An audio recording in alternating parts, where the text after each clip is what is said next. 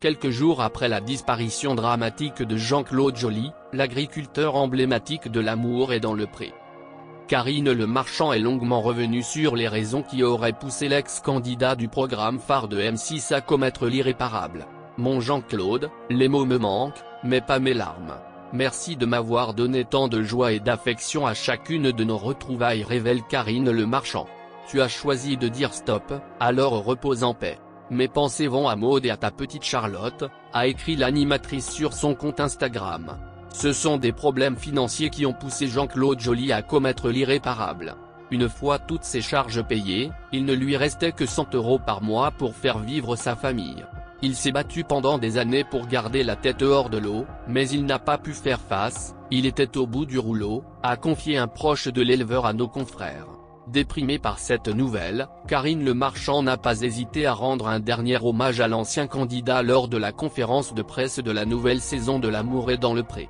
Dans le cas de Jean-Claude, c'est une vie de galère depuis sa naissance, avec beaucoup de morts violentes.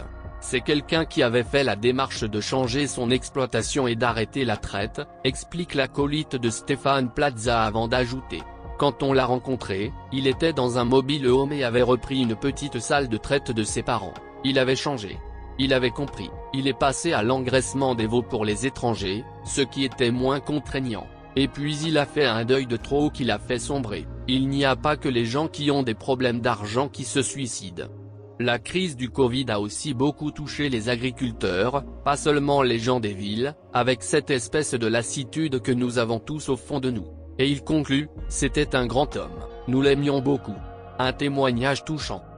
Dans TPMP, ce mardi 5 juillet, Magali Berda a atomisé Karine Le Marchand, en faisant référence à une déclaration de l'animatrice à la radio, qu'elle n'a toujours pas digérée. Alors que Karine Le Marchand retrouvait les agriculteurs emblématiques de l'amour et dans le pré ce mardi 5 juillet, lors d'une conférence de presse organisée par M6.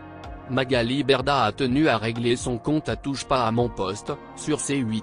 En effet, dans l'émission spéciale animée par Benjamin Castaldi, l'agent des candidats de télé-réalité a dit tout le mal qu'elle pense de la star de la télé. C'est une fausse gentille, elle a l'air d'être gentille comme ça, elle est gentille à la télé alors qu'elle est pathétique, a-t-elle commencé par dire. Quand j'ai fait mes interviews des candidats à la présidentielle, quelqu'un lui a dit à la radio, chez Ruquier, ah. Elle a pompé Karine Le Marchand parce qu'elle a aussi fait ce genre d'interview il y a longtemps, et elle a dit non, c'est pas moi qu'elle a pompé, c'est quelqu'un d'autre. T'inquiète pas et je trouve que de femme à femme, c'est pathétique. Rien que pour ça, je lui mets un 0. À ce moment précis, Benjamin Castaldi a demandé aux chroniqueurs quels étaient leurs animateurs préférés et ceux qu'ils préféraient le moins.